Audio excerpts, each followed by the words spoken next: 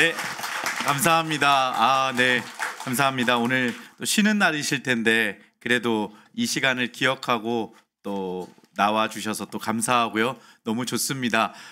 목사님께서 앞에 언급을 해주시면서 참 그렇구나. 우리가 복음서를 저도 이야기하려고 했거든요. 이번 주차가 마태복음을 읽으면서 사도행전까지 읽는 한 주가 되어서 한 주 만에 사복음서를 내리달리는 시간이긴 한데 우리가 이 12주 동안에 이 복음서를 향해 달려왔고 또 앞으로 또 이 복음의 핵심 되시는 예수님을 또 기록한 또 이후의 교회의 이야기들을 우리가 2주 동안 또 읽을 건데요.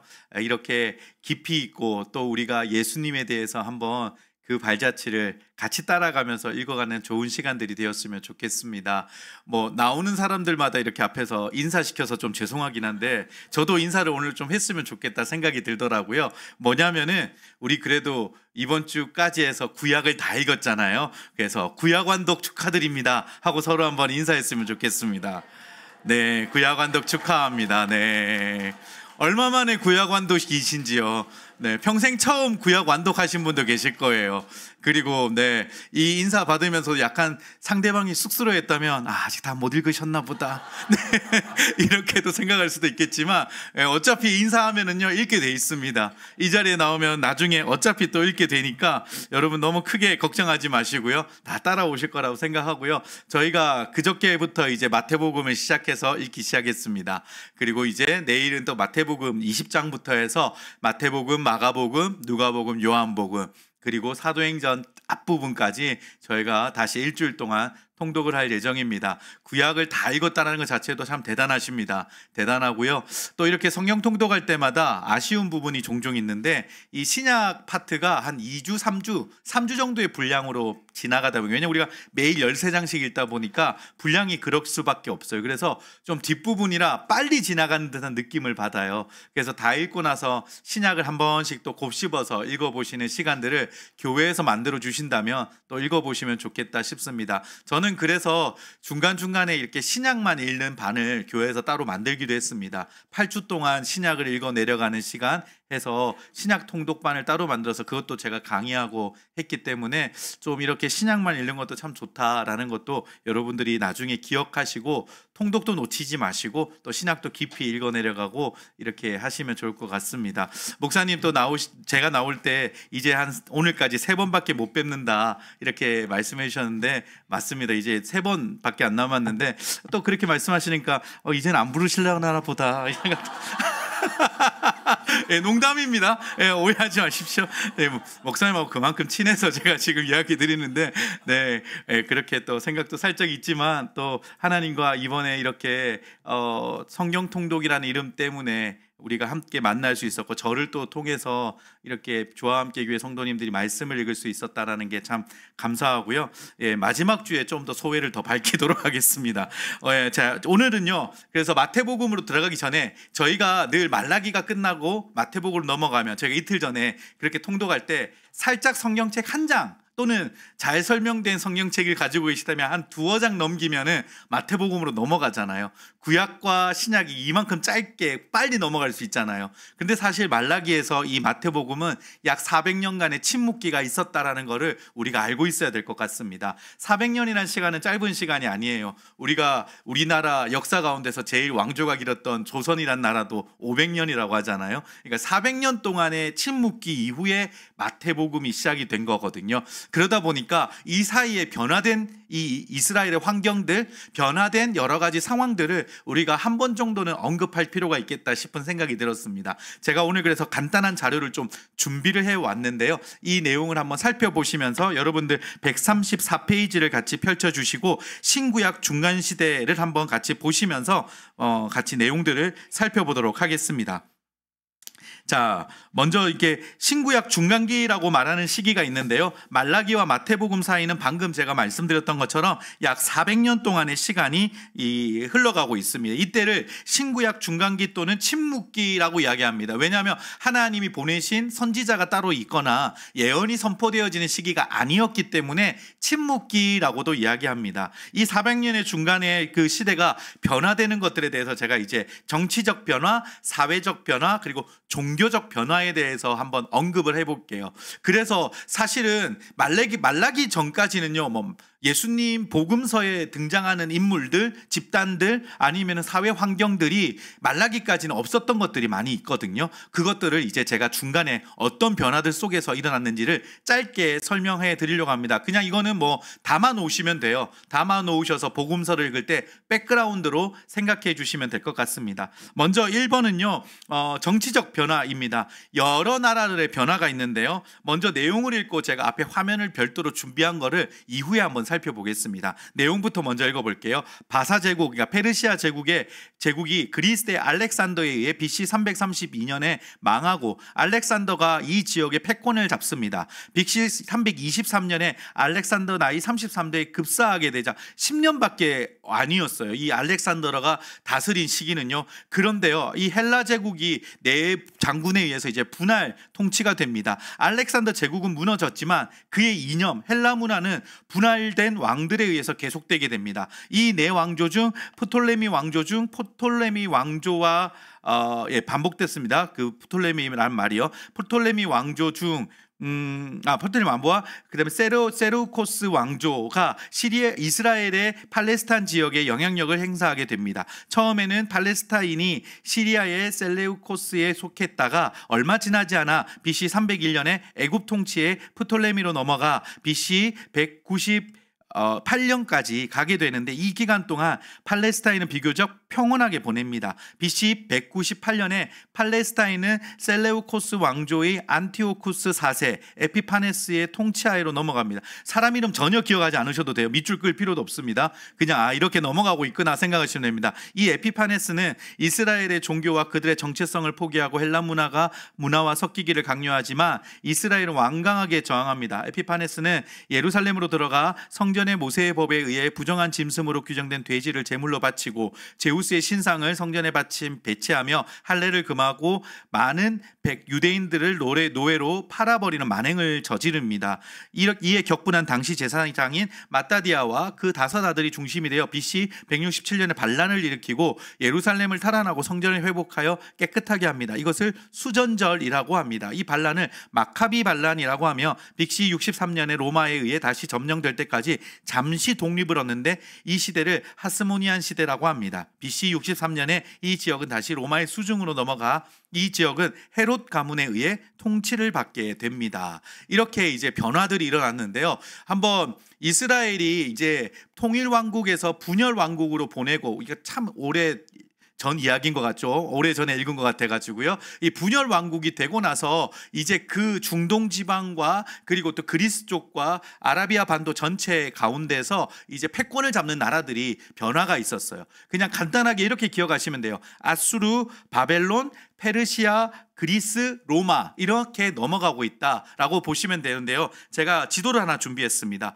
먼저 이 지도는 아수르 제국의 지도입니다. 이 정도의 규모를 가지고 다스렸다. 이거는 우리가 이미 구약에서 지나왔던 부분입니다. 그래서 아수르 왕조가 이제 고대 근동의 패권을 약 BC 900년경에 이렇게 차지하게 되었고, 약 한 180년 정도 동안에 이제 북이스라엘 정복하고 나서 여러 가지 활동을 하게 됩니다. 죄송합니다. 한 200년 넘는 280년 정도 기간 동안에 아수르 세력이 이렇게 지배하고 다스리게 되었다라고 설명드릴 수 있습니다. 그리고 이렇게 그 다음에 넘어갈 아수르 제국, 그 다음이 바벨론 제국입니다. 바벨론 제국 해서 거의 이제 흡사하게 그 땅을 그대로 이제 퇴권을 통치받게 되는 거죠. 이 바벨론에 의해서 이제 유다까지 정복되어지는 것을 우리가 구약에 함께 읽었습니다. 그래서 뭐 우리가 여러분이 읽으셨던 느부갓네살 왕, 이런 왕들이 바벨론의 왕이다라고 여러분이 기억하시면 될 것 같습니다. 이어서 페르시아 제국입니다. 이렇게 페르시아 제국이 패권을 다시 연결받게 되어지는데요. 이 페르시아 제국의 초대 왕 고레스라는 왕을 여러분이 다니엘서를 통해서 읽으셔서 아마 잘 알고 계실 거라고 생각합니다. 그래서 바벨론에 있는 유대인들을 놓아주어서 고향으로 보내는 일들이 이 페르시아 제국 초대 왕이었던 고레스 왕을 통해서 나타나게 되었습니다. 이때 이제 성전이 다시 재건되고 뭐 이런 일들이 이스라엘 땅, 유다 땅 안에서 일어났습니다. 자, 그 다음에 구약이 거의 끝날 무렵의 시기가 바로 이 페르시아 제국이 다스리 다스리고 있었던 시기다라고 보시면 될 것 같습니다. 이어지는 나라가 이제 로마 제국, 이렇게 그리스는 빠져 있지만요. 왜냐하면 짧게 있었기 때문에 그 다음에 이제 로마 제국이라고 보시면 될 것 같은데요. 이 지도는 조금 더 유럽까지 확장됐죠. 로마가 이제 영국 아래쪽까지, 이제 프랑스 있는 데까지, 그리고 또 북아프리카, 나일강 주변, 그리고 또 이스라엘을 포함한 동쪽 지역까지 이렇게 다 해서 로마 제국이 형성이 되었다라고 보시면 될 것 같습니다. 이때가 이제 예수님 출생했던 시대였다라고 말씀드릴 수 있고요. 방금 우리가 읽었던 내용 중에서 그리스의 알렉산더는 이 페르시아와 로마 제국 사이에 그리스가 그 한동안 이제 이 패권을 가지고 있었던 그 시기를 말하는데요. 이 알렉산더는 아주 짧게 패권을 잡고 있었지만 중요한 것은 알렉산더를 통해서 헬라 문화가 이 북아프리카와 유럽 전체를 이렇게 퍼지게 되었다라는 거죠. 헬라 문화가 왜 중요하냐면 나중에 이 헬라 문화권 때문에 복음이 이 헬라어로 기록이 되어져 가지고 신학이 기록이 되어져서 이렇게 유럽까지도 펼쳐지는 그 원초적인 어떤 근간이 되어지는 것이 이 헬라 문화권이다라고 또 이해하시면은 좋을 것 같습니다. 그 이후에 이제 로마로 넘어가게 되고요. 로마는 이제 예수님께서 로마의 아우구스투스 황제 때 출생하시게 되고, 이 황제는 로마에 다스리는 황제는 전반적인 모든 이 제국을 다 통치하는 왕이지만 너무 땅덩이가 넓다 보니까 이 로마 제국이 채택했던 정치 방법은요, 그 지역별로 왕들을 세워서 분봉왕들을 세워가지고 이렇게 나중에 세금을 바치거나 그들이 이렇게 할 수 있도록 정치를 그렇게 진행했죠. 그래서 우리가 신약에 보면은 헤롯 왕이라고 등장하잖아요. 바로 그 헤롯 왕이 팔레스타인 지역을 위임 통치하고 있었던 왕이다라고 이해하시면 될 것 같습니다. 자, 그래서 이 또 로마 제국의 확장을 통하여서 이렇게 또 장점이 나중에도 나오는데요. 로마의 길은, 모든 길은 로마가 만들어 놓은 길로 통한다라고 이야기하잖아요. 요즘에도 이제 동유럽이나 이런 쪽으로 가보면은 로마 시대 때 깔았던 도로가 아직까지도 그대로 남아있는 도로들도 있다고 하잖아요. 그래서 이 로마가 닦은 도로들 때문에 나중에 바울이라든지 복음 전도자들이 그 당시에는 복음 전도자들이 뭔가 이렇게 문서를 가지고 돌아다니는 것이 아니라 그들이 복음에 전하는 사람들로서 많이 돌아다니거든요. 이 로마가 만들어 놓은 길로 인하여서 빨리 확장되었던 것도 장점입니다. 그래서 나중에 제가 서신서 뒷부분에도 강의 때 말씀을 드리겠지만 뭐 베드로 전후서라든지 아니면 요한 1서, 2서, 3서 이쪽에서 보면은 가장 핵심 중에 핵심은요, 복음을 말하는 것도 있지만 거짓 선지자들, 거짓 교사들을 조심하라 라는 이야기들을 반복해서 하고 있어요. 왜냐하면 그 당시에 예수님의 복음이다라고 말하는 사람들과 마찬가지로 거짓 복음을 가지고 저는 예수님의 복음을 가르치러 왔어요 하면서 다른 복음을 가르치는 사람들이 너무 왕성하게 활동했거든요. 그래서 그 당시에 그런 이단들을 조심해라, 거짓 교사들을 조심해라, 이런 이야기들이 계속 나중에 서신서에 등장을 합니다. 나중에 그 부분이 나올 때 말씀을 드리도록 하겠습니다. 그래서 이 내용들이 이렇게 지도를 통해서 한번 볼 수 있을 것 같고요. 그 다음에 여러분들이 보시는 그 내용으로 한번 같이 볼까요? 언어의 통일 부분인데요. 교재 한번 봐주시겠어요? 다시. 사회적 변화입니다. 먼저는 언어의 통일입니다. 이 중간기 시대는요, 아까 제가 말씀드렸던 알렉산더 대제의 꿈인 헬라 문화의 영향하에 있으며 이 지중해 일대에는 헬라 문화로 인해 언어의 통일이 이루어져 후일에 복음 전파에 많이 기여하게 됐다. 설명드렸던 부분이고요. 행정의 통일이 나타납니다.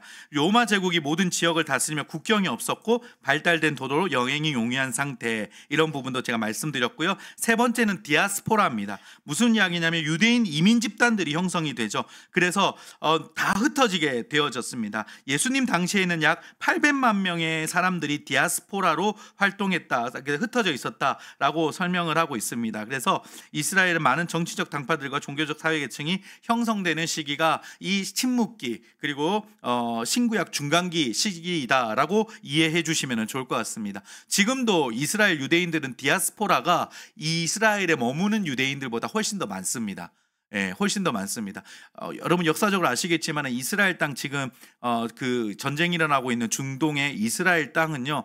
2차 세계 대전이 끝난 다음에 나서야 그들이 다시 얻게 되어서 그들이 땅으로 들어간 상황이었고요. 그 전까지는 나라가 없었던 것이죠.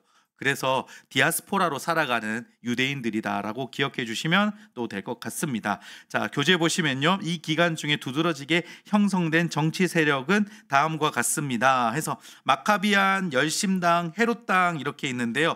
뒤에 그 다음 페이지에 나와 있는 사두개파, 바리새인, 에세네파 이렇게 종교적 지도자들 계층과 그리고 또 정치적 지도자들의 이런 계층 그 집단들이 형성되게 됩니다. 앞에 이제 화면에도 이제 유대교라고 제가 다윗의 별을 표시를 해가지고 가지고 왔는데요. 이미지로요. 사두개인, 그다음 바리새인, 헤롯당, 에스네파, 열심당, 서기관, 여기 내용에는 서기관은 따로 없지만은 아마 바리새인과 서기관을 같이 묶어서 또 생각해 보시면 될 것 같습니다. 이런 집단들이 있는데 내용적으로 한번 보실까요? 먼저 마카비아는 여기 표에는 없지만 그림에는 없지만 설명에 넣어봤습니다. 셀레우코스의 안티오코스 에피파네스의 종교적 탄압에 대항하여 일어난 반란 세력이며 마따디아르부터 시작이 되었고요. 마카비, 쇠만치라는 별명을 가진 자들입니다. 그래서 아까 내용에 보셨던 것처럼 성전을 다시 재건당할 수 있는 그런 일들을 펼쳤던 사람들, 그러니까 그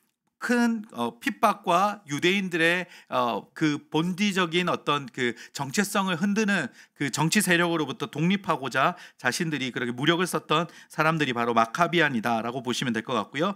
열심당, 유대가 로마의 속주로 병합되자 이에 대항하기 위해 갈릴리 사람 유다로부터 시작된 당파입니다. 급진적 애국단체로 유대를 로마의 압제로부터 해방시킬 정치적 메시아를 고대한 집단입니다.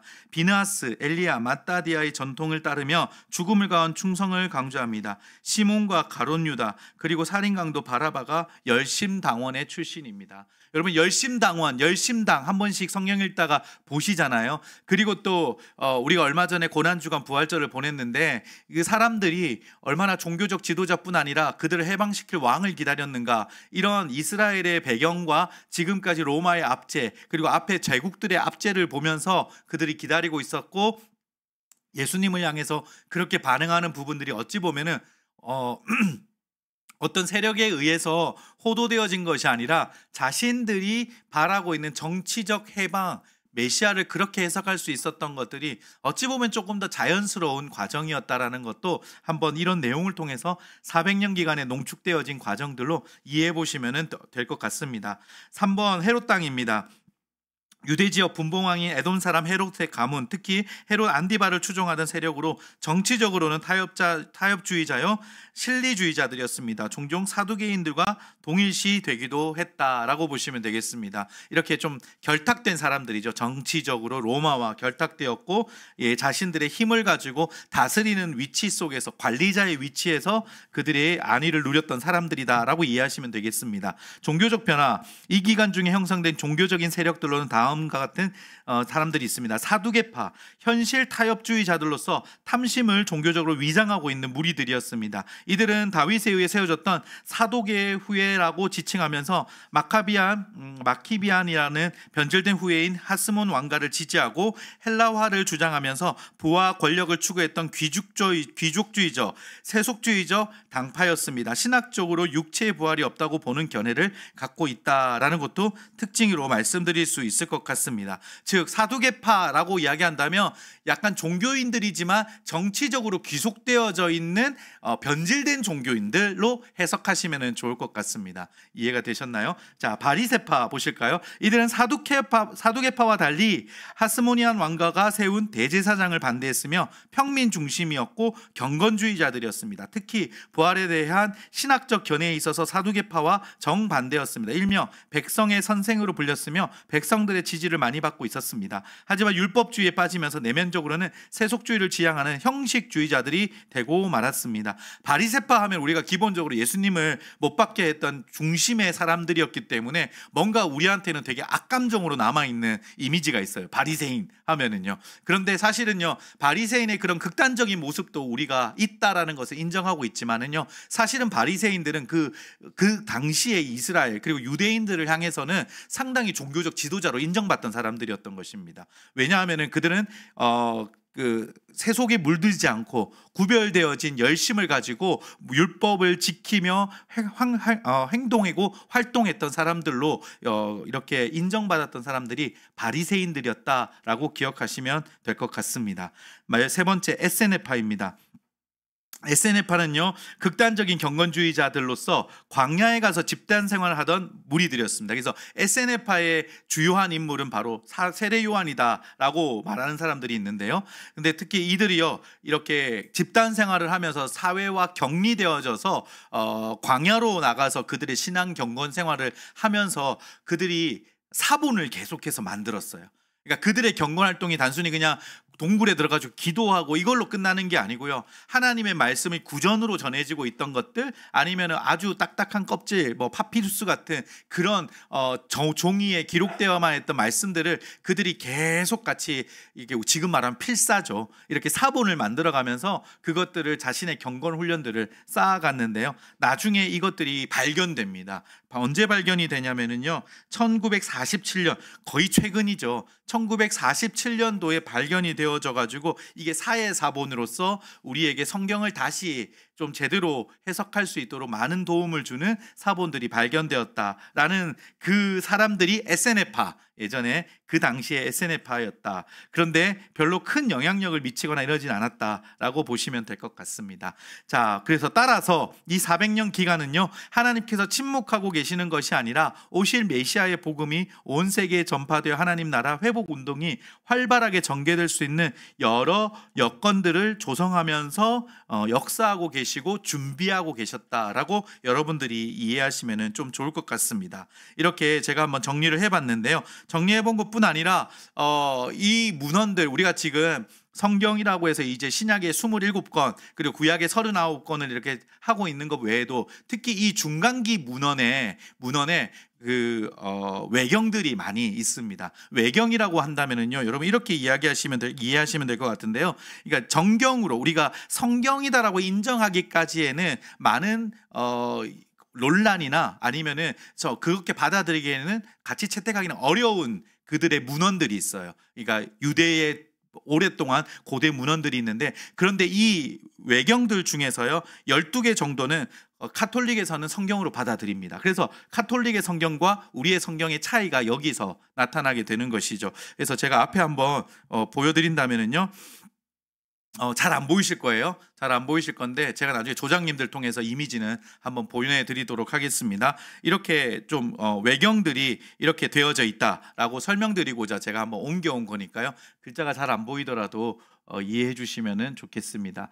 그래서 나중에 단톡방 통해 가지고 한번 외경은 이런 게 있구나라고 알고 계시면 또 좋을 것 같고요. 그리고 위경도 있어요. 위경이라고 하는 거는요, 이거는 성경 기자와 저작 연대가 허위로 되어 있어서 위경이다라고 말하는 것들이 있어요. 뭐 한 번씩 들어보신 적 있나요? 솔로몬의 시편, 뭐 에녹서, 모세 승천가, 이사야의 순교와 승천, 희년서, 뭐 이런 식의 책들이 위경입니다. 그러니까 성경으로 책들될 수 없는, 그러니까 성경 기자 저작 연대들이 다 달리 되어져 있는, 누군가 조작되었거나 이런 걸로 판명된 문헌들이 이렇게 위경으로 또 표시되어져 있습니다. 이제 이런 것들이 왜 이제 우리가 나중에 우리가 뭐 알 필요까지는 없지만 이런 게 있다라는 존재를 왜 잠깐 제가 정보로 드리냐면요, 이런 것들이 400년의 침묵 기간 동안에 이런 자료들이 예수님과 이전의 마지막 그 말라기 이후에 침묵 기간 속에서 어떤 정보들을, 어떤 일하심들을 우리에게 보여주고 알려주고 있는가에 대한 정보와 내용들을 전해주고 있다라는 측면에서 학자들 사이에서는 이제 외경과 위경의 연구들이 상당히 많이 진행되고 있다라는 것도 여러분들이 알고 계시면은 그냥 참고가 되시지 않을까 해서 말씀을 같이 드렸습니다. 그래서 이렇게 저희가 400년의 변화들 안에서의 짧지만은 제가 이런 변화들이 있었고, 이런 변화들 속에서 예수님의 탄생 시기까지 오게 된다라는 것을 설명드리게 되었고요. 자, 그래서 이제 복음서로 우리가 들어가게 되는데요. 먼저 사복음서를 전체 이제 내부적인 내용들을 설명하기 전에 이 내복음서의 특징들을 한번 잠깐 이야기를 드리면 좋겠다라는 생각이 들었습니다. 복음서가 4개가 있잖아요. 마태, 마가, 누가, 요한입니다. 왜 예수님의 행적에 대해서 이렇게 4개의 복음서가 기록되어졌어야만 했는가라는 측면들을 짧게 제가 이제 설명을 하려고 하는데요. 먼저 교재를 한번 보시면요. 복음서 비교라고 되어져 있는데요. 왼쪽 편에는 마태, 마가, 누가, 요한이 있습니다. 그리고 특징 내용이 있는데요. 먼저 여러분 가지신 펜으로 그 성경 이름마다 밑에 이렇게 제가 불러드린 단어를 한번 적어 보시겠어요? 마태복음 밑에는 왕이라고 적어 보십시오. 왕. 그리고 마가복음 밑에는 종이라고 적어 주십시오. 종. 그리고 누가복음에는 인자라고 적어 주세요. 인자. 요한복음 밑에는요. 하나님의 아들이라고 적어 주세요. 자, 지금 4개의 단어가 지칭하는 게 누구일까요? 예수님입니다. 맞습니다. 예, 잘하시네요. 이 4복음서가 예수님을 어떻게 바라보고 관점으로 쓰고 있느냐가 4복음서의 특징 중에 하나입니다. 마태복음은 이 땅에 왕으로 오신 예수님, 마가복음은 이 땅에 섬김의 종으로 오신 예수님, 그리고 누가복음은 인자로 오신 예수님, 그리고 요한복음 하나님의 아들로 이 땅에 오신 예수님에 대한 측면들을 각기 다른 시각을 가지고 바라보고 있는 책들이다라고 이해하시면 되겠는데요. 마태복음부터 한번 보겠습니다. 저자는 직업인 세리였던 마태였습니다. 유대인들을 염두에 두고 기록한 복음서입니다. 밑줄 한번 그어볼까요? 유대인들을 염두에 두고 기록한 복음서이다. 그렇기 때문에 여러분들이 족보가 끝난 줄 알았는데 마태복음 1장 딱 들어가니까 족보가 딱 나오잖아요. 그렇죠? 예, 다른 복음서에는 물론 누가복음에도 족보가 나와 있긴 하지만 이렇게 족보가 상세하게 기록되어 있지 않습니다. 예, 왜 이렇게 마태복음의 1장부터 족보가 딱 정확하게 나오고 있느냐? 유대인들을 위해서 이 복음서가 기록이 된 이유가 있는 거죠. 아, 우리의 선조 아브라함 때부터 이렇게 족보가 흘러서 그렇게 예언하신 대로 바로 예수님이 태어나셨다. 너희가 기다렸던 메시아가 이분이다 라는 사실을 정확하게 밝혀주고 있는 것입니다. 계속 읽어볼게요. 예수 그리스도를 설명할 때 유대인들이 쉽게 이해할 수 있도록 썼다는 말입니다. 마태복음 1장 그래서 중요하다라고 말씀을 드렸고요. 그 다음 줄요. 또 마태복음에서는 예수 그리스도를 메시아, 즉 유대인들이 그토록 기다리던 유대인의 왕, 유대인의 왕에 동그라미 쳐주시고요 라는 것을 강조합니다. 그리고 유대인의 왕으로 오신 예수님의 탄생과 사역, 죽음과 부활을 그동안 유대인들이 믿고 지켜왔던 구약 성경의 메시아 예언과 모두 연결시켜 예수님이 구약에 예언된 유대인의 왕의 모습을 모두 성취하신 분이라는 것을 강조하고 있다. 예, 그래서 마태복음은요 구약의 예언을 많이 인용해요. 많이 이용해요. 너희들이 기다렸던, 너희들이 배웠고 들었던 그 율법에 나오는 메시아 예언들이 바로 이분을 통해서 이루어졌다는 것을 계속 매칭해주면서 그 마태복음은 이야기하고 있습니다. 자, 마가복음 한번 볼까요? 저자는 마가라고 불리는 요한입니다. 이방인인 로마 사람을 대상으로 기록했습니다. 밑줄 한번 그어볼까요? 이방인인 로마 사람들을 대상으로 기록했다. 자, 참고로 말씀을 드릴게요. 마가라고 하는 요한은요, 나중에 사도행전에서 여러분 마가다락방에서 성령 받는 그 역사가 일어났죠. 그 마가입니다. 그리고 바울과 바나바가 1차 전도여행 끝나고 나서 2차 전도여행 가기 전에 싸우잖아요. 싸우면서 누굴 데리고 갈 거냐 말 거냐 막 싸우다가 이 두 분이 헤어지게 돼요. 그 핵심 인물이 마가입니다. 예, 같은 사람입니다. 다. 예, 일도 일으키기도 하고 그러면서 이제 이해를 해주시면 되는데, 이 마가라는 요한이 성경에는 설명하고 있지만 여러분들이 아셔야 될 건 누구의 수제자이냐면요, 베드로의 수제자입니다. 베드로의 수제자. 그래서 여러분 이런 생각 예전에 한번 해보신 적 없어요? 베드로가 수제자인데 베드로 복음서는 없나? 베드로 전후서 말고 베드로 복음. 베드로가 예수님 옆에서 가장 가까이서 예수님의 이야기를 듣고 그분과 함께 생활했을 터인데 베드로 복음이 없는 건가라고 혹시 생각하는 사람은 저밖에 없나요? 네. 네. 마가복음이 거의 그런 역할이라고 보시면 돼요.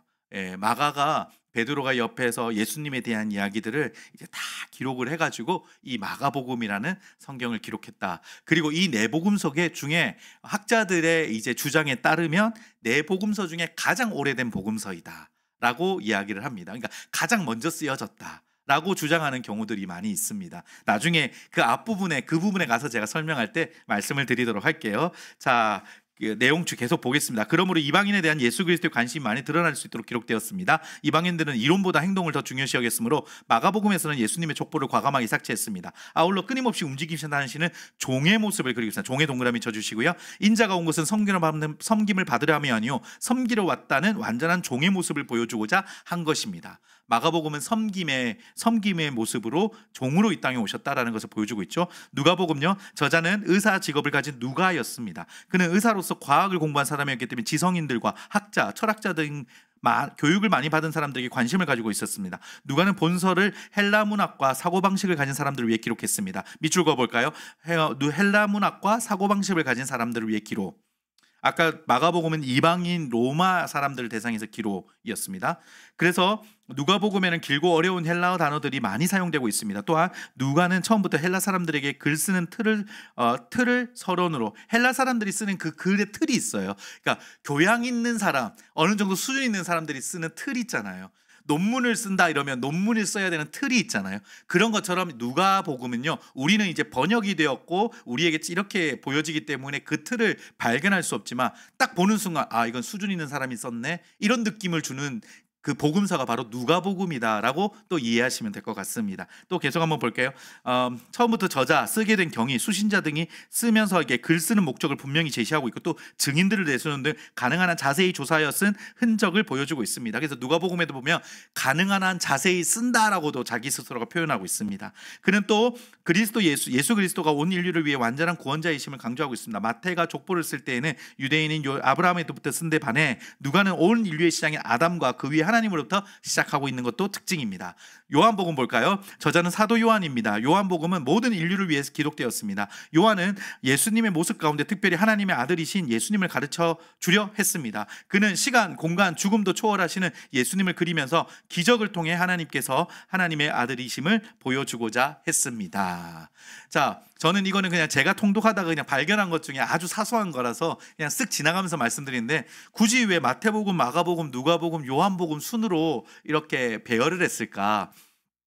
사실은 구약은요, 이 길이에 따라서 배열을 했거든요. 길이가 긴 거부터 앞에 두었잖아요. 그래서 선지서도 보면은 이사야를 맨 앞에 딱 두고 66장까지 있으니까요. 그 다음에 예레미야 52장까지 있으니까 예레미야, 에스겔 48장이 있으니까 48장, 이렇게 길이 순으로 뒀단 말이죠. 근데 예수님의 이야기를 하는 사람 이야기의 복음서를 왜 이 순서였을까? 만약에 먼저 기록하는 거였다면 사람들 주장처럼 마가복음이 또 먼저 가야 되고, 양으로 본다면은 누가복음이 먼저 가야 되고, 이렇게 돼야 될 텐데, 그래서 예전에 한번 통독 시작할 때 이걸 질문하는 성도님이 있었어요. 질문하니까 저도 궁금하잖아요. 그래서 막 찾아보다가 답은 없었어요. 왜 이거 순서대로 이렇게 해놨는지. 제가 있는 자료들이 조금 이게 뭐 많지 않아서 그런지 모르겠는데, 근데 제가 그냥 그분한테 제가 발견한 거를 말씀드렸어요. 뭐였냐면은요, 대상들이 점점 확대되더라고요. 이해가 되시나요? 마태복음 유대인들을 위한 복음서예요.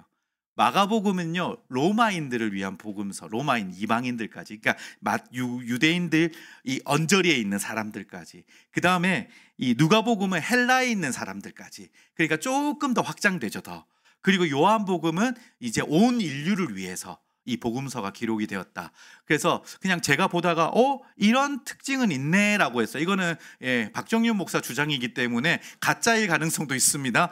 뭔가 이게 딴 데 가서 옮기지 마시고 그냥 제가 보고 이 순서는 아마 이런 또 특징이 있다라고 같이 설명을 좀 드리고자 지나가는 말로 좀 말씀을 드렸고요. 그 다음 넘겨오시면 우리는 흔히 복음서를 공관복음과 요한복음으로 나눕니다. 왜 공관복음과 요한복음으로 나누느냐? 공관복음이란다면 마태, 마가, 누가는 이 공관복음이라고 지칭을 하고 요한복음과 구별하는지를 제가 잠깐 설명을 해드릴게요. 박스 읽어보겠습니다. 예수님의 생애를 같은 견해를 가지고 내용을 기록한, 다시 말해 공통적인 관점, 그래서 공관, 공통적인 관점에서 기록된 복음이라 해서 우리는 마태, 마가, 누가복음을 공관복음이다, 같은 관점으로 바라보고 있다, 같은 시점, 같은 관점으로 이 성경이 기록되고 있다라는 것을 말하고 있습니다. 근데 이 공관복음은 거의 예수님이 갈릴리 사역을 중심으로 기록되어 있고, 그러나 요한복음은 조금 다른 관점으로 기록되어 있습니다. 요한복음은 예수님께서 유대지방에서 행하신 사역들을 많이 기록하고 있습니다. 요한은 이 복음을 에베소에서 기록하였는데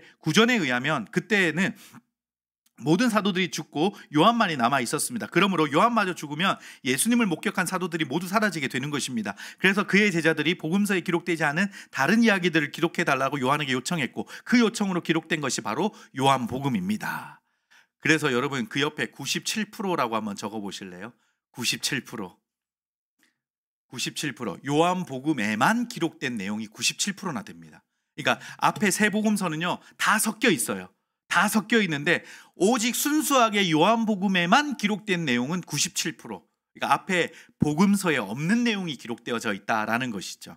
예, 그것도 참고로 아시면 될 것 같아요. 그래서 요한은 예수님께서 죽으신 후 60년을 더 살았기 때문에 예수님에 대해 묵상할 시간이 많았습니다. 그는 예수님의 사랑을 가장 많이 받았기 때문에 예수님의 사랑하시는 제자라고 불렸습니다. 요한이 예수님을 깊이 묵상하여 기록한 책이 바로 요한복음이었습니다. 그래서 요한복음이요, 가장 문학적인 책입니다.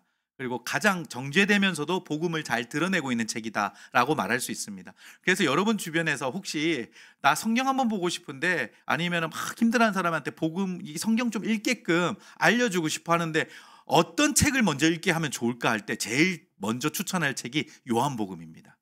요한복음을 읽으면 예수님의 복음에 대해서 명확하게 또 잘 정리된 책으로서 읽을 수 있다라는 것도 아마 예전에 선배님들이 그걸 아셨기 때문에 요한복음에 대해서 많이 이야기하셨던 부분들을 여러분들이 아실 수 있을 것 같습니다. 이쯤에서 한번 부록 자료를 한번 같이 살펴봤으면 하는데요. 여러분, 교재 맨 뒤에 이제 부록 자료들이 좀 있잖아요. 구약 자료들이 다 넘어가면은요, 한 몇 장 넘기시면 제목에 사복음서 비교라고 적혀 있는 부분들이 있을 거예요. 맨 뒤에서 찾아가시는 게 빠를 거예요. 맨 뒤에서 한 4장 앞으로 넘기시면 사복음서 비교라는 제목으로 있으시죠? 찾으셨죠? 예, 거기에 신약 성경의 연대 순서를 여러분 나중에 참고로 한번 보세요. 연대 시간 순으로 저희가 구약도 처음에 할 때 이렇게 뼈대 하나 만들어 가지고 여러 개 보여드렸잖아요. 그것처럼 신약 성경도 이런 순서로 대략 기록되어졌을 것이다라고 추측하는 것들이 이렇게 정리되어 있는데요. 밑에 사복음서 비교부터 한번 보실까요?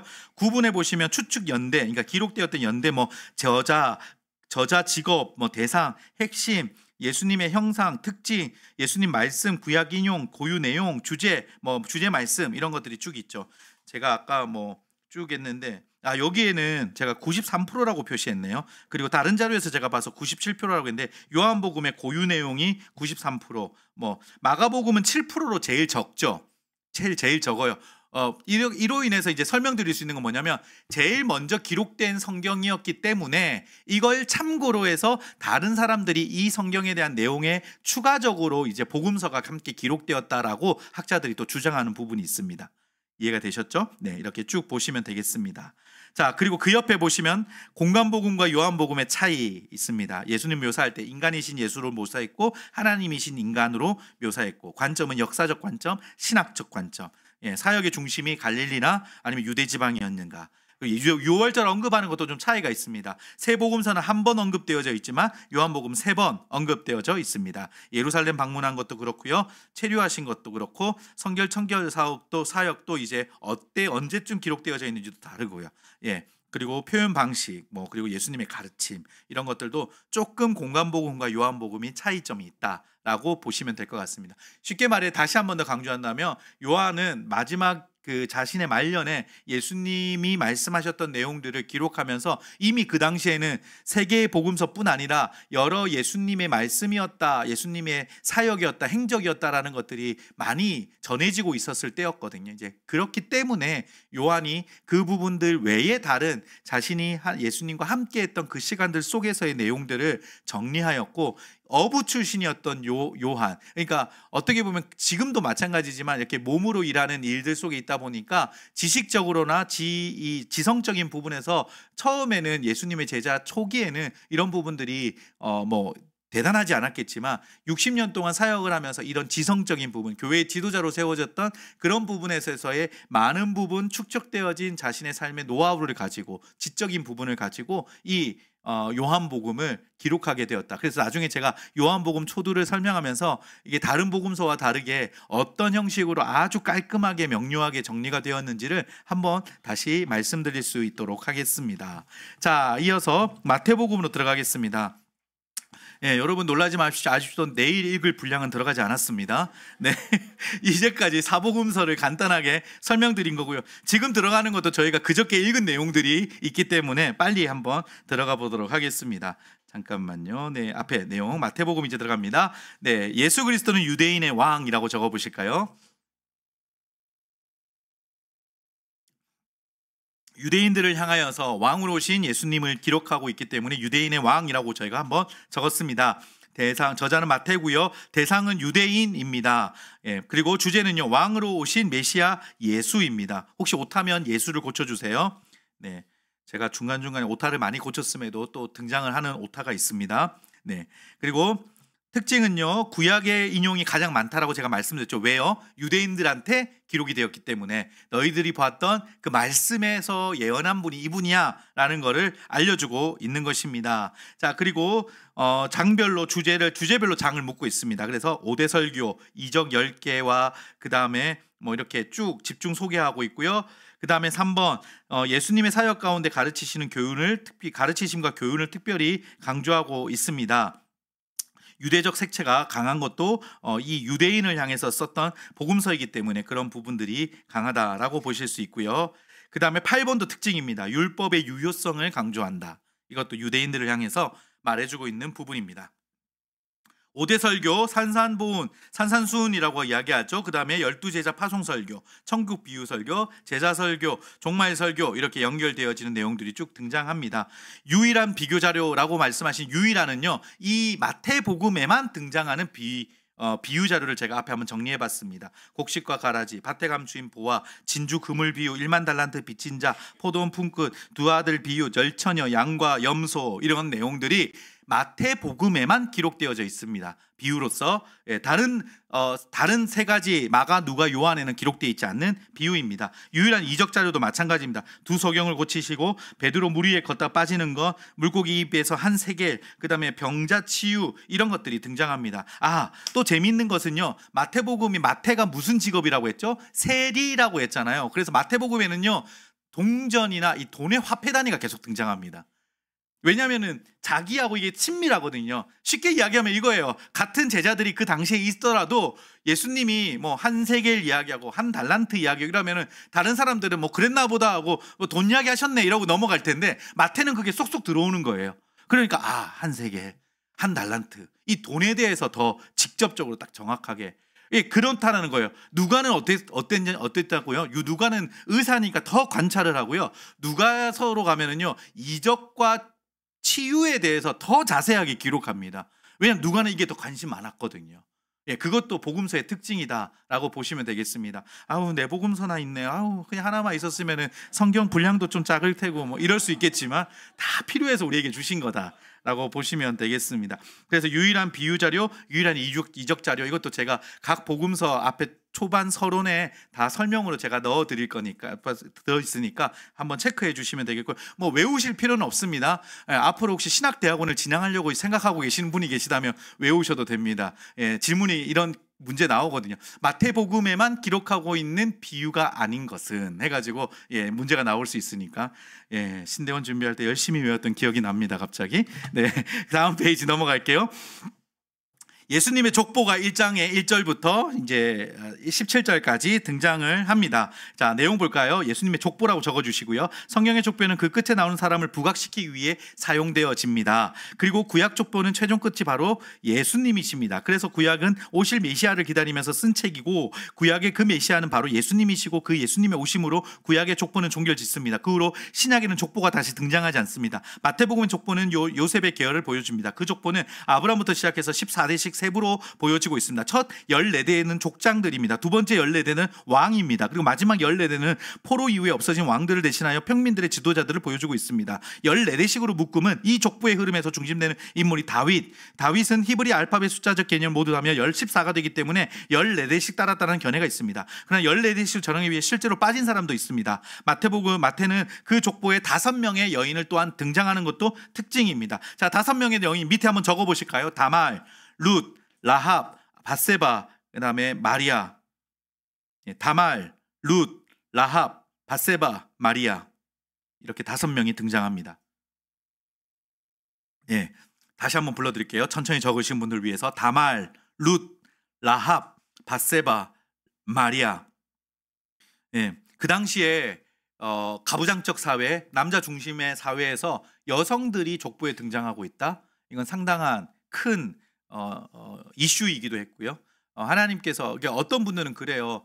이게 남녀 차별이다. 남녀 차별. 왜냐하면 하나님은 남자를 선호하시고 남자를 더 집중하고 계신다라는 부분에 있어서 이런 부분들이 반증이라고 말할 수 있을 거고요. 구약에도 여성의 이름을 등장시켜서 성경의 이름으로 등장했던 루키, 방금 루키 이방인이기도 하잖아요. 그 다음에 에스더 이런 사람들의 이름들이 등장하고 있는 것 자체에서도 남녀를 구별시켜서 남자를 선호하고 막 이렇게 여러분 생각하시면 안 된다라고 말씀드리고 싶습니다. 예. 1장 18절부터 그 다음에 4장까지는요 예수님의 탄생이라고 적어주십시오. 마태복음 1장 23절은 예수님의 이름을 임마누엘이라고 명한다고 했습니다. 우리와 함께 하신다. 그 다음 문장의 뜻이 설명되어져 있죠. 그것은 복음의 시작과 끝입니다. 천사가 예수님의 수태고지를 할 때 예수님의 이름을 임마누엘로 고지하면서 마태복음의 예수님 기사가 시작됩니다. 구약의 아하스 왕에게 이사야에게 들려주셨던 임마누엘의 약속이 지금 성취되고 있는 것입니다. 이스라엘의 궁극적인 문제 해결과 궁극적인 구원은 임마누엘이 오셔서 해결해야 되는데 바로 지금이 그때라는 것입니다. 마태복음은 우리와 함께 하시는 임마누엘이 실현되면 어떤 일이 일어나는가를 보여주는 책입니다. 그 문장을 한번 줄 꺼 주실까요? 우리와 함께 하나님이 함께 하시면 우리에게 어떤 일이 일어나는가를 마태복음이 보여주고 있다라는 것입니다. 어떤 일이 일어날까요? 죄인의 죄가 사해집니다. 병자가 일어납니다. 가난한 자와 고아와 과부가 위로받습니다. 교만한 자는 배척을 받고 마음이 가난한 자와 하나님 나라를 유업으로 받습니다. 그 백성의 영원한 복지를 위해 죽으시고 사단하셔서 부활 생명을 공급해 주십니다. 이 임마누엘이 우리의 왕이십니다. 그것이 바로 하나님 나라의 임재입니다. 이것은 구약의 어떤 왕들도 하지 못했던 일입니다. 그리고요, 예수님은 승천하시기 전에도 임마누엘을 약속하셨습니다. 예수님은 공생의 시절에만 제자들과 함께 해주신 것이 아닙니다. 승천하신 후에는 성령 강림으로 우리와 함께 해주십니다. 예수님이 오늘도 우리에게 임마누엘이 되어주심으로 우리는 구원을 받으며 평생 구원의 기쁨을 누릴 것입니다. 그러다가 예수님은 최종적으로 역사의 끝에 재림하셔서 우리와 영원히 함께 해주실 것입니다. 여러분, 이미와 아직 사이에 우리가 함께 있다라는 것을 말씀 중에나 아니면 여러분들이 성경 공부를 하다가 들어보셨을 거예요. 이미 예수님의 이 땅에 오심으로 구원 역사를 펼쳐주심으로 우리에게는 이미 하나님의 나라가 임했습니다. 우리가 이 땅에서 구원받은 성도로 살아갈 때 우리는 하나님 나라를 경험하며 이 땅에서 살 수 있습니다. 그리고 아직 완성되지 않은 하나님의 나라, 재림하실 그 나라를 그때를 보면서 우리는 달려가고 있는 것입니다. 그래서 이미와 아직 사이의 이야기들을 함께 기억도 해주시면 좋을 것 같고요. 계속 읽어보겠습니다. 또 놀라운 사실은 그리스도가 미가 선지자의 예언대로 유대 베들레헴에서 탄생했다라는 내용이 마태복음에 기록되어져 있는 것입니다. 쭉 내용은 천천히 읽어보시면 좋을 것 같고요. 그 다음 문단 첫 번째 문장 읽어볼게요. 세례 요한은 구약의 마지막 선지자입니다. 400년간 선지자의 침묵을 깨고 구약에서 꿈꾸고 선지자들이 외친 하나님 나라를 성취할 메시아 오심이 이루어지게 될 때 세례 요한은 말라기 4장 5절에서 말하는 예수님보다 먼저 오는 엘리야입니다. 그는 예수님의 길을 곧게 하는 광야에 외치는 자로서 이 세상에 왔습니다. 그는 겸손을 보인 사람입니다. 이 세례 요한은 하나님 나라가 예수님에 의해 이루어지기 시작하니 그 하나님 나라에 합당한 회개와 그리고 그 회개의 열매를 맺으라고 외칩니다. 회개를 통한 구원은 단순히 죄의 굴레에서 벗어나는 것만을 의미하는 것이 아닙니다. 그가 외치는 회개의 열매는 하나님 나라에 합당한 가치관의 변화입니다. 그것은 성화의 삶의 과정입니다. 이어서 예수님께서 세례받는 장면이 등장합니다. 왜 예수님은 세례를 받으셨는가? 모든 세례는 죄를 회개하는 것인데 예수님의 세례는 죄와 관계 있는 세례가 아니고 마태복음 3장 15절에 모든 의를 이루기 위함이라고 말하고 있습니다. 그것은 바로 하나님 나라를 이루기 위함입니다. 세례는 하나님 나라의 백성이 되기 위한 첫 번째 절차입니다. 여러분, 이 땅에 예수님이 오신 목적을 크게 두 가지로 말씀드릴 수 있습니다. 첫 번째는 우리의 죄를 용서하시고 십자가에 달리시기 위한 그 구원 사역을 이루시기 위해서 이 땅에 오셨습니다. 구원 사역을 이루시기 위함이 첫 번째 목적이고요. 두 번째 목적은요, 이 땅에 그리스도인들이 살아가야 될 모범을 보여주셨습니다. 이 땅에서 그리스도인들이 어떻게 살아가야 되는지를 예수님이 실제로 보여주신 것입니다. 그래서 세례라는 측면도 그렇게 이해하시는 것이 좋다라고 말씀을 드립니다. 이후에 여러분들이 보시는 예수님의 시험과 여러 가지 과정들, 모든 것들이 우리가 이 땅에서 그리스도인으로서 살아갈 때 우리가 예수님의 닮음, 예수님을 어떻게 우리가 살아가야 될까에 대한 부분들을 먼저 그분이 모범으로 보여주셨다라는 것을 여러분이 예수님이 오신 두 가지의 목적, 이 땅에 오신 두 가지 목적 크게 그렇게 생각해 보시는 것도 좋을 것 같습니다.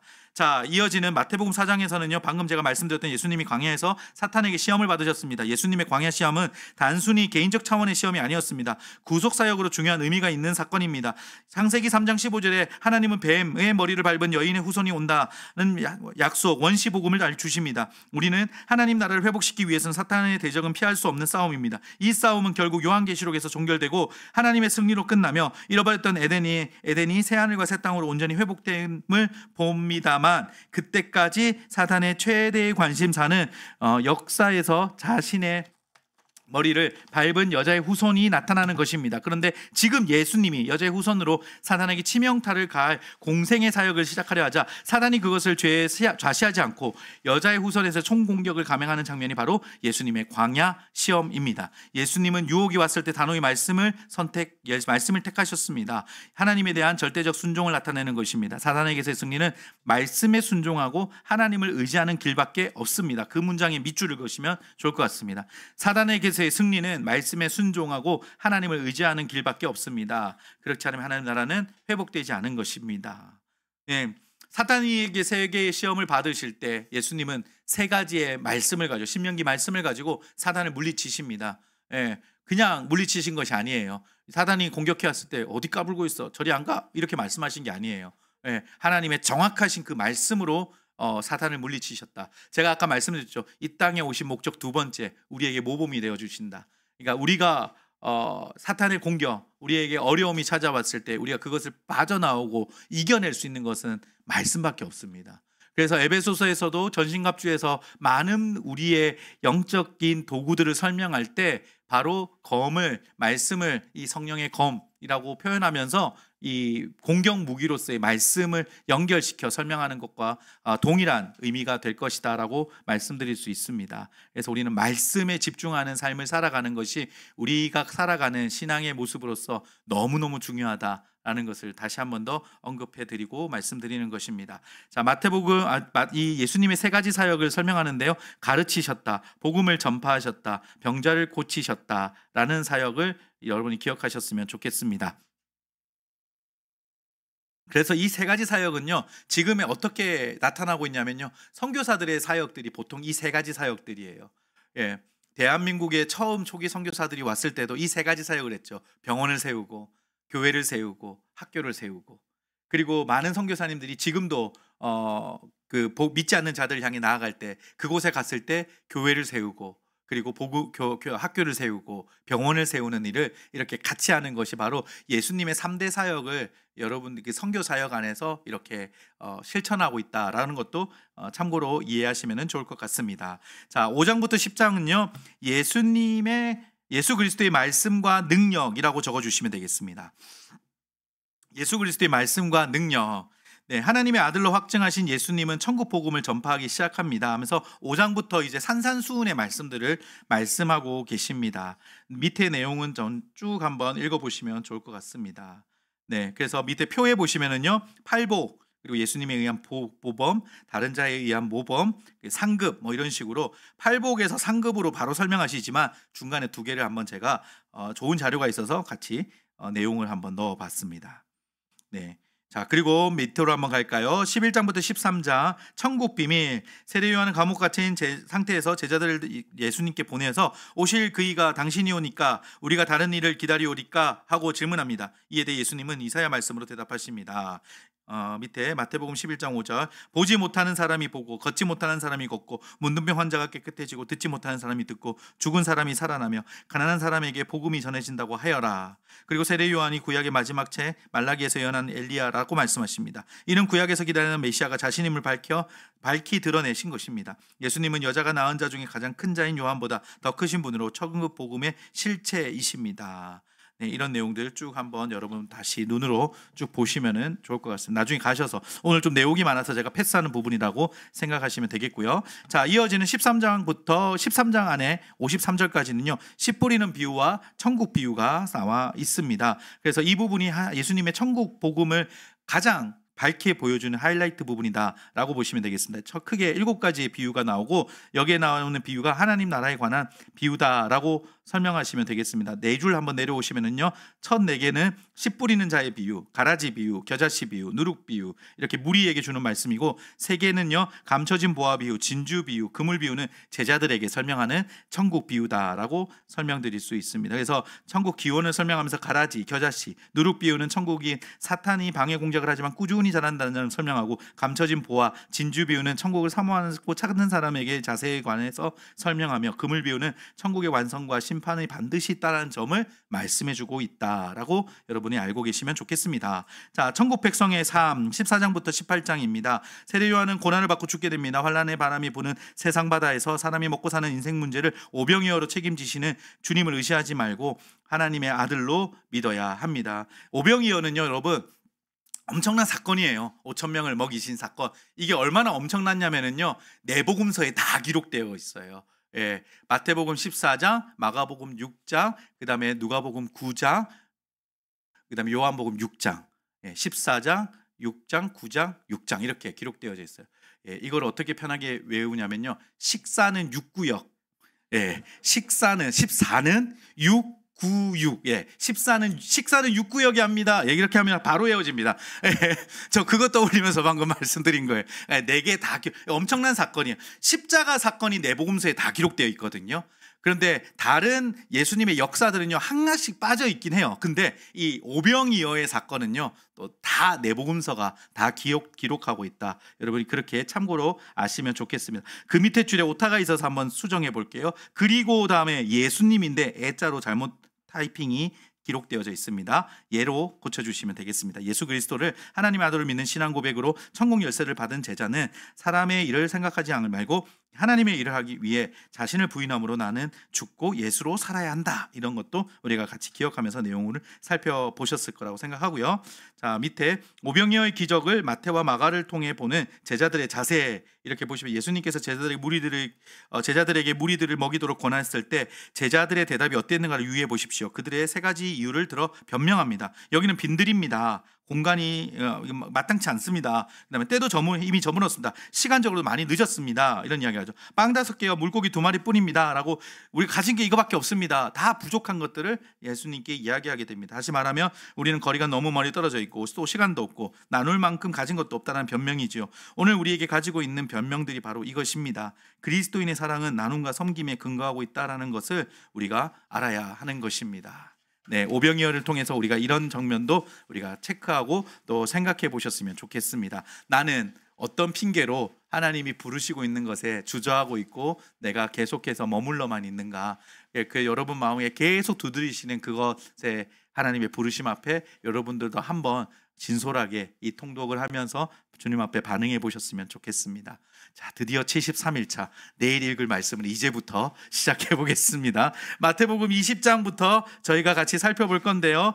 19장부터 이어지는 말씀은요, 마지막 날에 대한 대비책과 천국 복음의 완성, 십자가 사건을 28장까지 우리가 보게 될 것입니다. 자, 그래서 1만 달란트 삶을 사는 천국 백성은 100데나리온 같은 세상에서 가치 기준을 명확히 세워야 우주적 종말을 대비할 수 있다라는 것을 제가 한번 정리를 이렇게 말로써 해봤는데요. 제자의 가치 기준은 결혼관, 천국관, 구원관을 정립하고 은혜로 들어가는 천국을 묵상하며 그리스도의 죽으심과 부활을 묵상합니다. 또한 자기 목숨을 많은 사람의 대속물로 주신 그리스도의 섬김을 통해 인생살이를 정리하고 예수살이로 내세를 보는 눈을 갖습니다. 그러니까 천국을 향해 달려가는 우리의 모습이야 된다라는 말씀이겠죠. 그러나 복 없는 자들의 세상가치 기준은 나귀 새끼를 타고 예루살렘에 입성하시는 다윗의 자손 예수 그리스도에게 불순종하고 그분을 죽이려고 합니다. 또한 그분의 혼인잔치에 참여를 거부하고 하나님의 것을 하나님께 드리지 않으며 부활이 없다 믿으며 하나님을 사랑하지 않고 그리스도를 주로 고백하지 않습니다. 마지막 날을 대비하는 천국 백성은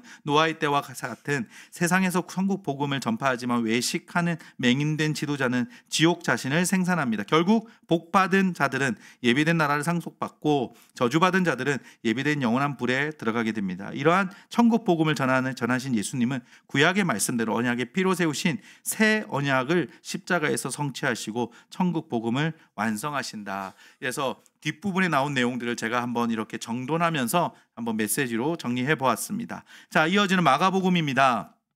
저희가 내일 바로 마가복음으로 들어가게 되는데요. 한번 적어볼까요? 예수 그리스도는 종이라고 적어주십시오. 한 글자입니다. 종이라고 적어주십시오. 자, 아까 초두에도 말씀드렸지만 마가복음은 로마인들을 향해서 기록한 성경 복음서다라고 여러분들이 알고 계시면 좋을 것 같고요. 종으로 오신 예수가 이 주제입니다. 고난의 종 예수 그리스도, 이것도 이제 풀어서 설명하는 주제라고 할 수 있습니다. 특징 1번에 보시면 종으로서의 예수의 행적을 강조하고 있습니다. 자, 그리고 3번에 보시면 예수님의 이적에 관심이 가장 많은 복음서이다. 그러니까 로마인들에게 예수님이 이런 종으로 오신 하나님이신데 이분이 이런 이적들을 일으키셨어 라는 이적들을 계속해서 보여주심으로써 신비로우신 하나님의 사역들을 알려주고 있다는 것도 체크 포인트입니다. 5번 가장 짧은 복음서, 그리고 일반적으로 최초의 복음서로 보는 견해가 있습니다. 그리고 6번 예수님의 고난이 강조된 책입니다. 자, 그리고 8번 천국 복음이 가장 먼저 언급된 복음서이고요. 그 다음에 10번 축기, 치병 이후 예수님의 메시아 되심을 밝히지 못하게 경고하는 함구령의 표현들이 나타나 있어요. 이 역사를 예수 내가 했다라는 것을 이렇게 퍼뜨리지 마라, 이런 함구령들이 특별히 이 마가복음에는 꼭 그런 역사 이후에 병을 고치시거나 귀신을 쫓아내신 다음에 그런 표현들이 꼭 기록한 것도 특징 중에 하나입니다. 7개의 비유가 있고요. 이거는 이제 다른 성경에도 나타나는 비유도 같이 섞여져 있는 비유들입니다. 그리고 6번은 마가복음에만 유일하게 적혀져 있는 자료들입니다. 예수님을 미쳤다 하거나 그 다음에 스스로 자라난 씨, 벳세다 소경을 치유한 것, 벗은 몸으로 도망치는 청년, 마지막 명령. 여기서 4번에 벗은 몸으로 도망치는 청년은 어떤 것이냐면요, 이 마가복음에만 기록되고 있는데요. 어떤 장면이냐면은 예수님께서 십자가에 달리시기 전에 겟세마네에서 기도하시고 난 다음에 이제 로마 군인들이 쳐들어오게 되잖아요. 로마 군인이 쳐들어왔을 때 다른 성경에 보면은 누가복음이었나요?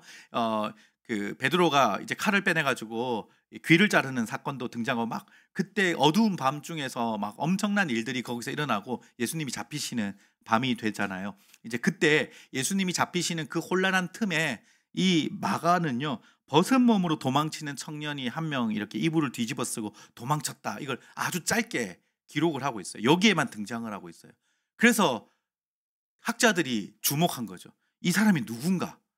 왜 벗은 몸으로 도망쳤냐라고 마가복음에만 기록되어져 있는가? 세복음서는 그 혼란한 틈에 아무 제자들도 그걸 생각하지 못하고 보지 못했는데 이 마가는 왜 보고 이걸 기록했을까? 누구일까요? 마가입니다. 자기 자신이죠. 예수님이 잡히시던 그날 밤에 자신은 이불을 뒤집어 쓰고 벗은 몸으로 졸다가 그 혼란한 틈에 무서워서 도망을 친 거죠. 그런데 그 부끄러운 사건을 왜 여기 기록했을까요? 하나님의 복음서를 기록하면서 그 순간 그 날을 기억하며 기록할 때 자신의 모습이 떠오른 거예요. 자신의 모습을 떠올려서 숨기고 감추는 것이 아니라, 하나님, 나는 이런 연약한 죄인이었습니다. 저는 이런 죄 많은 사람입니다. 라는 것을 등장시키기 위해서 마가는 이렇게 자신의 행위를 벗은 몸으로 도망친 청년이라고 고백하며 기록한 것입니다. 우리의 하나님 복음 앞에 섰을 때 우리의 모든 치부가 드러나고 주님 앞에 부끄러운 것이 드러나는 건 우리의 비하르가 아닙니다. 우리가 남들 앞에서 나의 어떤 약점이 잡히는 것들이 아닙니다. 엄밀히 말하면 나의 이런 모습까지 다 아시는 주님께서 우리의 그 모습으로 우리의 십자가에 달리시고 그분의 사랑으로 우리를 덮어주셨다라는 사실을 우리가 또 이 본문을 보면서 이 복음서를 보면서 깨달았으면 좋겠습니다. 아멘입니다. 네, 다음 페이지 볼까요? 자, 1장부터 6장 그리스도의 권세입니다.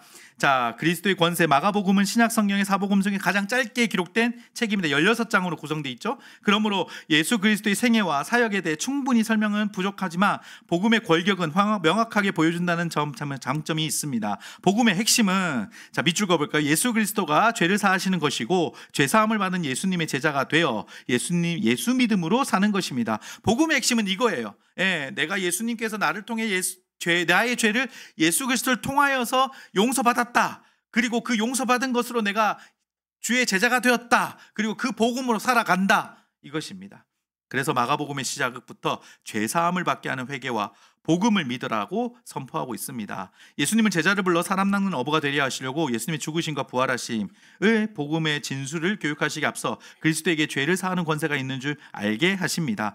자, 죄인을 의인되게 하는 권세를 가지신 예수님은 12제자를 동역자로 세우십니다. 쭉 보시면은요, 이제 권세 교육이라는 의미를 제가 좀 어느 자료에서 보고 옮겨와 봤는데요. 첫째, 권세란 하나 사람의 눈과 마음을 뚫고 들어가는 마음에 뿌리내린 죄를 사하고 하나님을 볼 수 있게 하는 능력으로 자연세계를 지배합니다. 세상의 환란과 같은 바다의 광풍에 놀란 제자들은 죽을 지경이 됩니다. 이때 예수님은 세상을 이기는 믿음을 교육하시라는 말씀으로 바람과 바다를 순종하게 하십니다. 둘째, 그런 권세는 영적 세계를 지배합니다. 예수님은 더러운 귀신 들린 사람 안에 있는 군대 귀신을 순종하게 하십니다. 이러한 권세는 하나님 나라가 임했음을 의미하며 아무도 제어할 수 없는 사탄의 권세에 종노릇하는 자들을 해방시키는 능력입니다. 오늘날 귀신 들린 세대와 그 속에서 해방된 우리의 소망은 오직 예수 그리스도뿐이다라는 것도 우리가 발견하게 됩니다. 권세는 물질 세계를 지배합니다. 예수님은 오병이어의 기적으로 목자 없는 양 같은 무리들을 불쌍히 여기셔서 먹을 것 주십니다.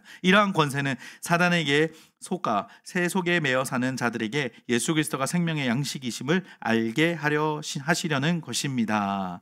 네, 어찌 보면은 우리가 그리스도를 통하여서 이런 권세를 받은 거예요. 예수님의 권세가 우리에게 주어진 것입니다. 그래서 물질 세계를 지배하고 영적 세계를 지배하면서 우리가 하나님의 복음의 자연 세계를 지배하면서 살아갈 소명과 사명과 그 권세가 우리에게 주어짐을 받은 것이죠. 반대로 한번 이야기해 볼까요? 내가 아직 물질 세계 지배를 당하고 있고, 내가 아직 영적 세계 안에서 혼란스러움 안에 있고, 내가 아직 이 땅 안에서의 두려움과 내가 내 안에 여러 찾아오는 갈피를 잡지 않은 마음의 상태들에 사로잡혀 있다면 내가 이 권세 앞에서 순종하고 있는가, 이 권세 앞에서 내가 순종과 믿음의 길을 따라가고 있는가를 점검해 봐야 하는 것입니다. 이것이 구원 받았냐 안 받았냐의 문제가 아닙니다. 이것은 내가 구원받은 자녀로서 이 권세를 누리고 확신하며 믿음으로 살아가고 있느냐, 이것을 한번 체크해 보시면 좋을 것 같습니다. 자, 이어지는 7장부터 9장은요 제자의 신앙생활들을 이야기하십니다. 그래서 바른 신앙생활을 해라 라고 합니다. 하나님의 계명, 그리고 하나님의 일, 둘째 적혀 있죠. 셋째, 권능으로 인한 하나님의 나라. 이것들을 여러분이 한번 쭉 읽어보시면서 제자의 신앙생활로 체크해 보시면 좋겠습니다. 10장부터 16장은요 하늘의 전도입니다. 이제 이 부분에서도 예수님께서 십자가에 죽으신 사건이 함께 기록되어져 있습니다. 그래서 내용들을 한번 천천히 읽어보시면 좋겠습니다. 넘어갈까요? 75장. 저희가 이번 주 3일차에 이른 누가복음 2장과 14장까지의 내용입니다. 자, 누가복음은요 예수 그리스도는 우리와 같은 사람의 아들입니다. 우리와 같은 사람의 아들,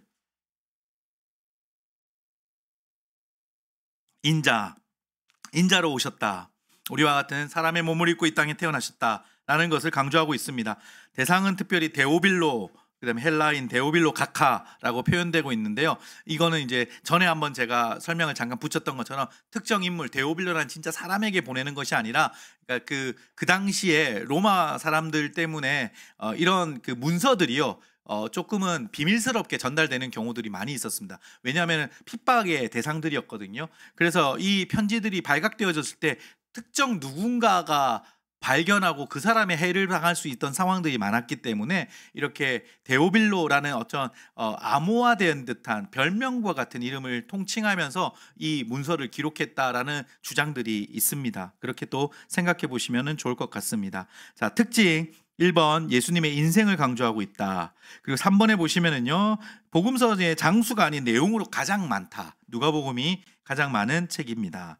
4번에 소외계층을 위한 언급들이 등장하고 있어서 소외계층을 위한 복음서이다. 특별 주제도 강조되어 있고요. 자, 그리고 9번에 보시면은요. 복음의 보편성을 강조하고 있다. 이런 것도 보시면 되겠고 8번에 의학 용어들이 많이 등장한다. 누가가 기록했기 때문에 그렇습니다. 그리고 공간복음 중에서 그러니까 세 복음서 중에서 유일하게 기록된 자료가 많다. 그러니까 이 복음에서에만 기록된 내용들이 세 복음서로 치면은 이 누가복음이 제일 많다. 보시면 되겠습니다. 그래서 5번에 보시면은 그 큰 5번요. 6개의 이적 유일 자료. 그러니까 여기 누가복음에만 예수님의 이적으로 이 내용들이 기록된 것들, 그다음에 15개의 비유 유일 자료에서 비유에 대한 부분들 15개가 그렇게 누가복음에만 기록되어져 있습니다. 자, 1장부터 4장 사역의 준비.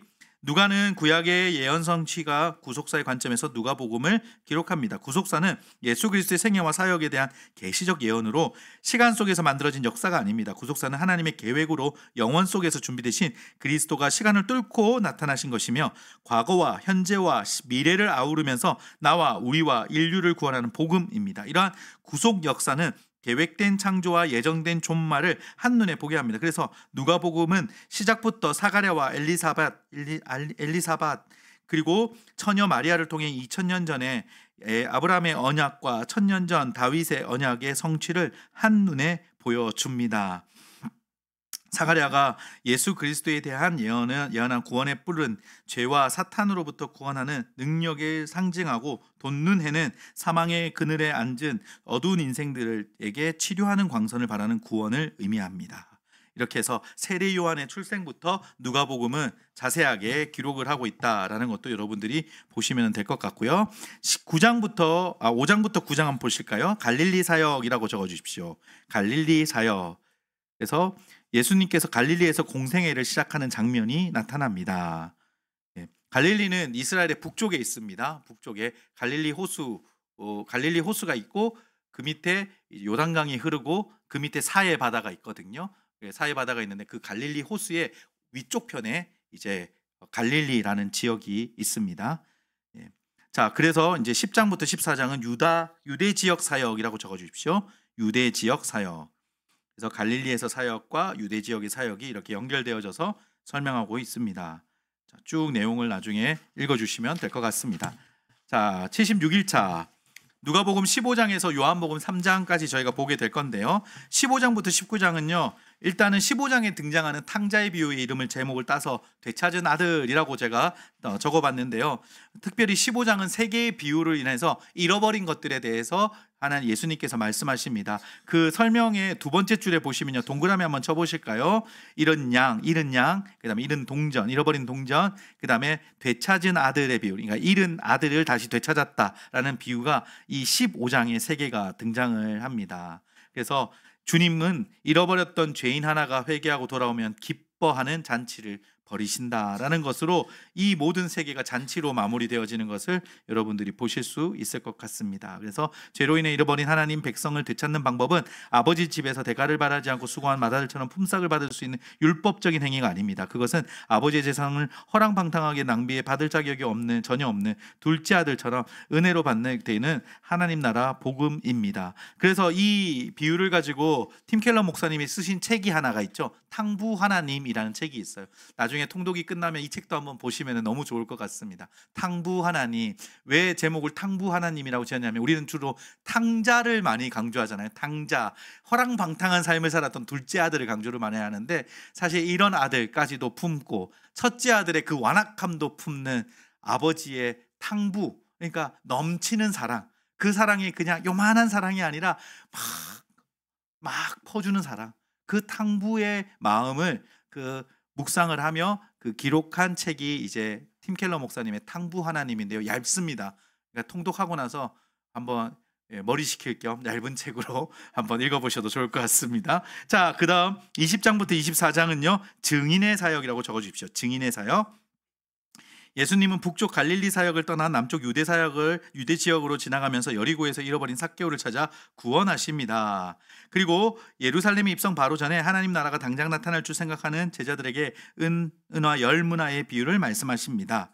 자, 그래서 그 다음에 연하에 퍼진 십자가에 죽으시고 부활하심으로 그리스도의 구속사가 성취될 때 가시적으로 나타나는 하나님의 나라는 예수 그리스도의 재림을 통해 완성될 것입니다.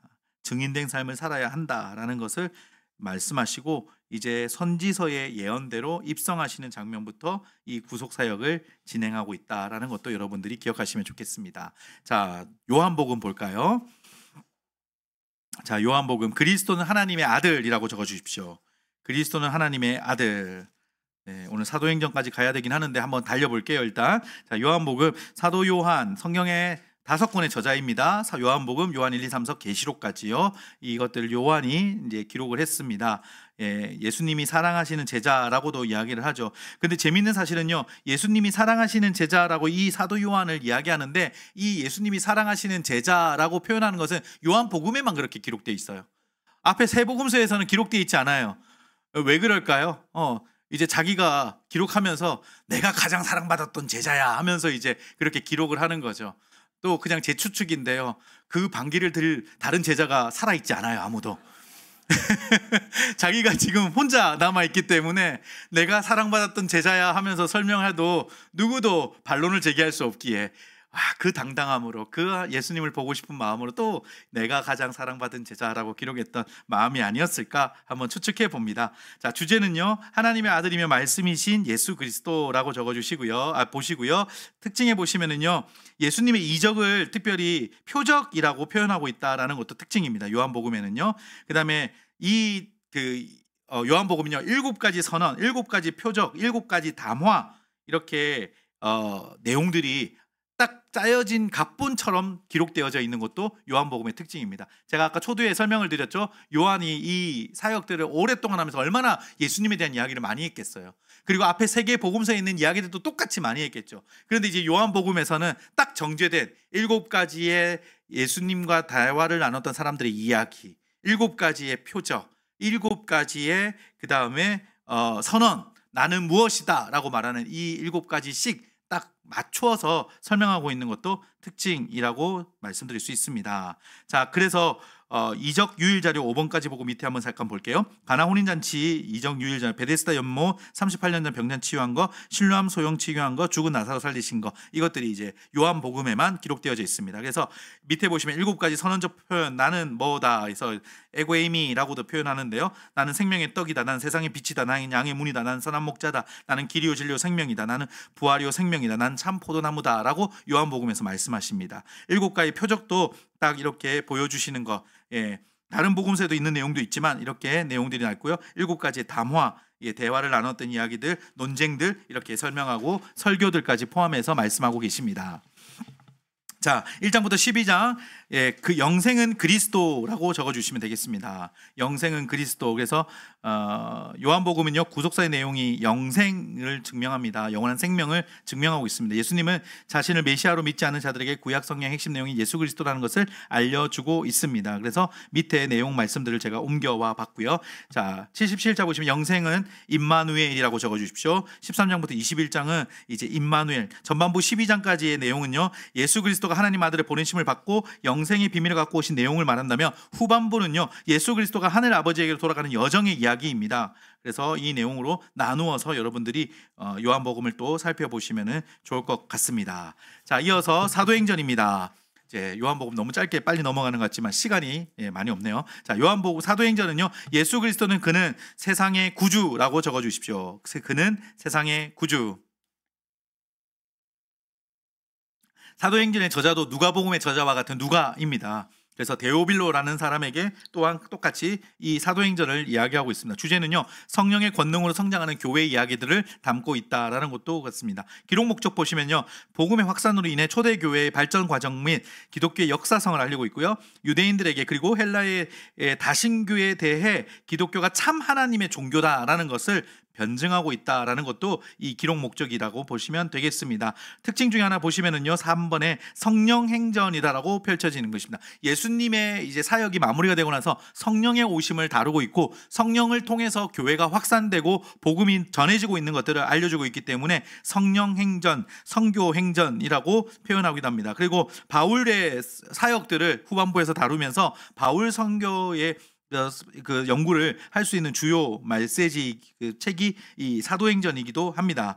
마찬가지로 의학 용어들이 많이 등장하고요. 좀 결말이 갑작스럽게 마무리가 되어져서 미완성으로 끝나는 것도 특징입니다. 그래서 예전에 어떤 교회들에서 우리가 사도행전 29장을 쓰자 하면서 막 이야기를 했던 부분들도 많이 있습니다. 예, 그것도 28장에서 끝맺음이 없는 이 사역들이 우리에게도 전달되고 있다라는 것을 강조했던 것이 아닐까 생각합니다. 신약에서 가장 긴 책이고요. 여러 사람의 설교가 등장합니다. 베드로, 바울, 스데반, 야고보의 설교들입니다. 그래서 인물로 본다면요, 두 부분으로 나눌 수 있는데 베드로가 12장까지 주요한 인물이 됩니다. 그리고 13장부터 28장까지는 바울이 주요한 인물로 됩니다. 지역으로 본다면요, 1장부터 7장까지는 예루살렘이 이 사도행전의 핵심 내용입니다. 그리고 사마리아, 그리고 열방 땅끝까지 펼쳐지는 내용으로 보실 수 있습니다. 자, 밑에 보시면요, 사도행전을 통해서 보는 교회 형성과 발전이라고 제가 표를 담아봤는데요, 교회 형성기, 교회 변형기, 교회 확장기 이렇게 설명이 되어져 있습니다. 1장부터 7장,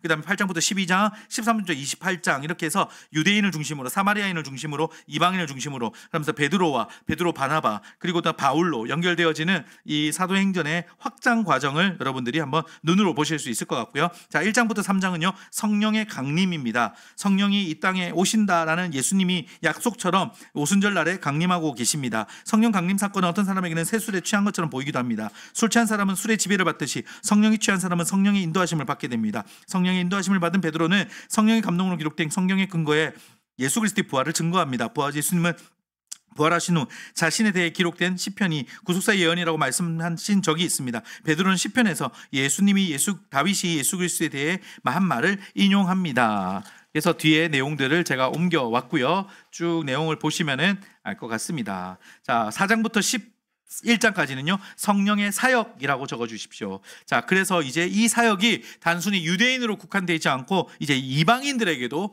연결되어지고 펼쳐지는 것들을 우리가 함께 쭉 내용적으로 볼 수 있을 것 같습니다. 그러면서 중간에 직분자가 세워지는 것, 스데반이 순교당하는 일, 그 다음에 교회가 큰 핍박을 당하는 면서도 이렇게 예수님을 가르치고 복음이 전파되어지는 사역들, 이런 내용들이 4장부터 11장 안에 쭉 나옵니다. 맨 마지막 문단만 제가 읽어볼게요. 하나님이 성령을 우리에게 보내주신 것은 그리스도가 우리를 죄에서 자유하게 하려고 구원하신 구속사의 진리를 깨닫게 하시고, 육체의 욕심을 따라 썩어서 가는 구습을 쫓는 옛사람을 벗어버리고 성령으로 충만해 예수로 살게 하려는 것입니다. 성령님이 우리에게 오신 건 뭐라고요?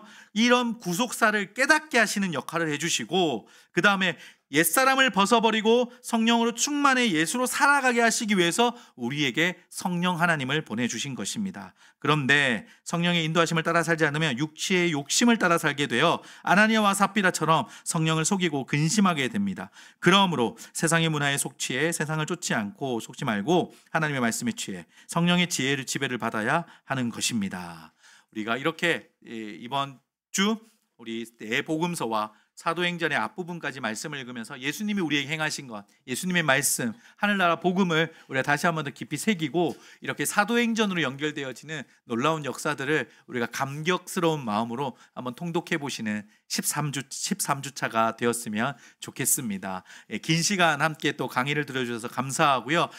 이제 다다음 주 이제 성경의 분량은 짧아서 지난 소선지서처럼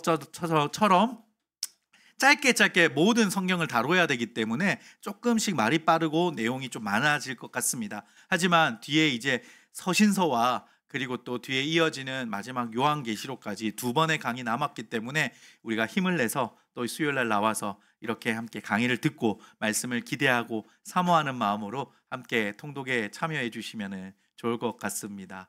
네, 우리 그러면 화이팅 한번 외치고요. 우리 이번 13주차도 우리 모두 완독하고 하나님의 복음의 말씀 앞에서 은혜를 누리시는 그런 시간이 되는 것을 서로가 응원하는 외침이 되었으면 좋겠습니다. 제가 13주차 하면 화이팅! 하고 한번 외쳤으면 좋겠습니다. 13주차 화이팅! 네, 감사합니다. 오늘 휴일인데도 나와주셔서 감사하고요. 우리 마지막으로 한번 기도하면서 이 시간 우리가 하나님 말씀을 사모하고 주님 말씀 앞에 서는 것에 내게 큰 기대와 기쁨이 있습니다라고 고백하는 기도를 함께 드렸으면 좋겠습니다. 마지막에 우리가 읽었던 내용처럼요, 우리가 이 말씀을 읽으면서 하나님 성령님을 통해서 날마다 깨닫게 해주시고 계시는데 내가 그것을 더 깊이 깨닫기를 원합니다. 성령님 내게 말씀하여 주시고 하나님 내가 생각지 못했던 것조차도 하나님이 깨우쳐 주시며 드러나게 하시고 말씀 앞에서 그 진리 앞에서 내가 자유케 되어지는 경험을 할 수 있도록 성령님 역사해 주시기를 우리가 같이 한번 기도했으면 좋겠습니다. 이렇게 말씀 앞에 서는 시간들이 에베소서 말씀처럼 내가 옛사람을 벗어버리고 옛습관을 쫓지 않으며 오직 성령으로 충만해 예수로 살게 하는 인생이 되도록 나를 이끄신다라는 것을 우리가 믿음으로 한 번 더 선포했으면 합니다. 말씀을 읽는 시간 내가 옛사람을 벗어버리고 예수로 살아가는 하나님 그런 시간이 되도록 내가 그렇게 무장되도록 내가 말씀으로 승리하는 삶을 살도록 하나님 나를 이끌어 주시고 하나님 역사하여 주시옵소서. 성령 충만케 하여 주시옵소서. 우리 그런 기대함을 가지고 함께 같이 기도하겠습니다. 성령님 깨닫게 하여 주시옵소서. 성령님 우리가 말씀을 읽을 때마다 다시 깨닫게 하시는 하나님의 역사와 은혜를 경험하게 하여 주시옵소서.